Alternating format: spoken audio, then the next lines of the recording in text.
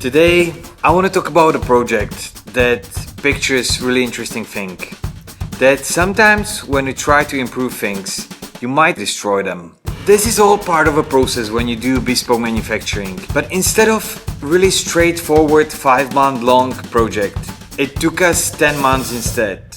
So let's see what went wrong.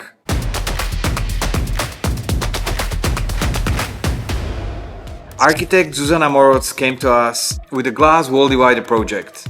And we really liked it. It looked very straightforward. As always, after initial brief and discussion, we jump into the 3D model. In this case, we look at a couple of different options how we can approach this. And then we discussed it a little bit further with Zuzana. She had quite robust vision how she wants to pursue this.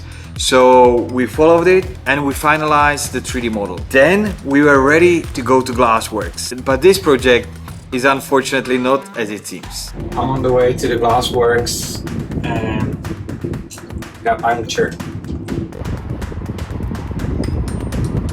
Puncher is fixed, let's go to the Glassworks. Once I got to the Glassworks, we went straight to the prototyping. The technique we used for this project is called fused glass. Hanka from TGK is amazing, very experienced, so I was just following her lead and we've been discussing all the details how we can make this happen.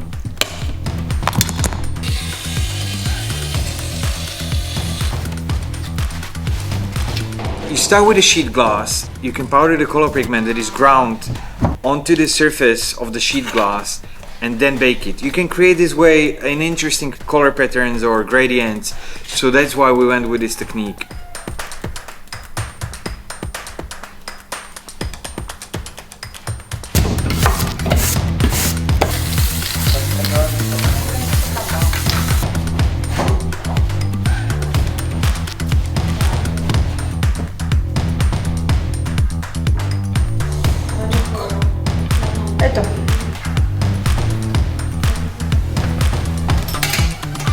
Couple of days and one heat cycle later, pieces came back to our studio so we could do a test assembly of a prototype.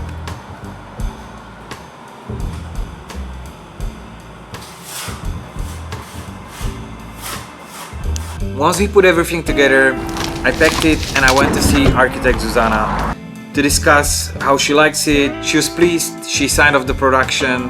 We did a couple of adjustments to the 3D model. We exported detailed 3D drawings and we're ready to produce everything.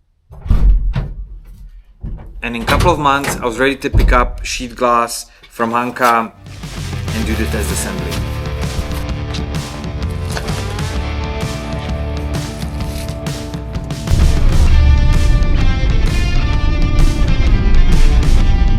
Meanwhile, we prepared the brass structure.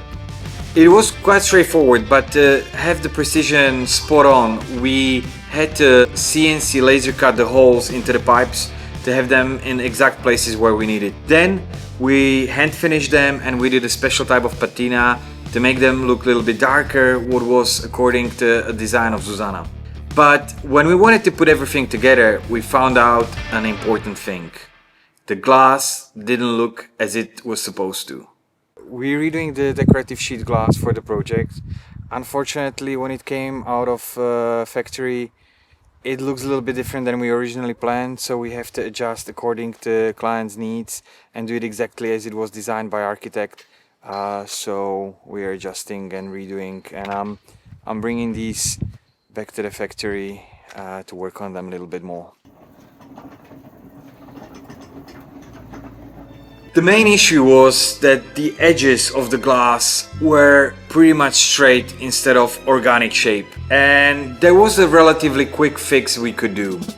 We could cut the edges again, but before we could do that, we had to remove the protective film that makes glass harder to break. To remove the film, you have to put it back to oven and bake it off. But as I mentioned in the beginning, this project was a little bit tricky.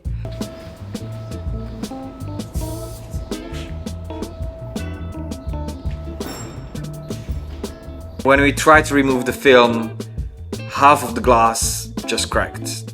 Unfortunately, it was even bigger disaster. A couple of hours later, when I found out that we can't really get the same color we used on the panels anymore. So we had to regroup and see what we can do. So I spoke to architect Zuzana. She had a really good point. We could use this opportunity to improve on the design.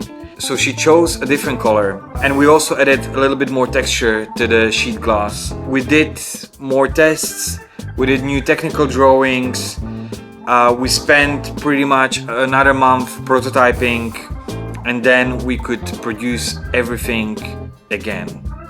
So at this point, Cyril from TGK took over, and he really saved us because he processed everything really fast. I think after the sign off, we manufactured everything in 14 days, including drilling the holes and doing the protective film. So now nothing was stopping us from a test assembly. And if you've seen some of the other videos on our channel, you know I love the test assembly. Not only it's extremely useful, but we make sure that everything fits, there is no issues, and then the installation goes really smooth. Main thing is also that if we run into an issue during the test assembly, we can solve it before the product goes to client. Surprisingly, there was no major issues on a second or third go. We only did a minor tweaks and we were ready to pack everything and go to install.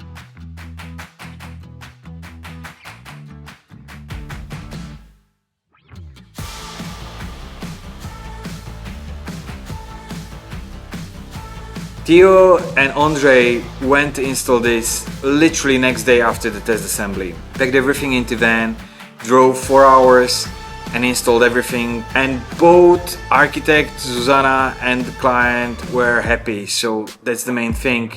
I have to say we were really pleased with the result as well. So there you have it. Even relatively easy project can get really tricky, as you can see. It is what worries us, but it is also what fuels us, because the beauty of bespoke manufacturing is that you always work on something new, something unexpected, and you're not really sure where the process will lead you. And there are surprises, the good ones and the bad ones. That is why it is so important to do so many tests and prototypes, and it is also why it takes time. It's really funny how you can see on the video how it goes from summer to winter to spring again. It takes time.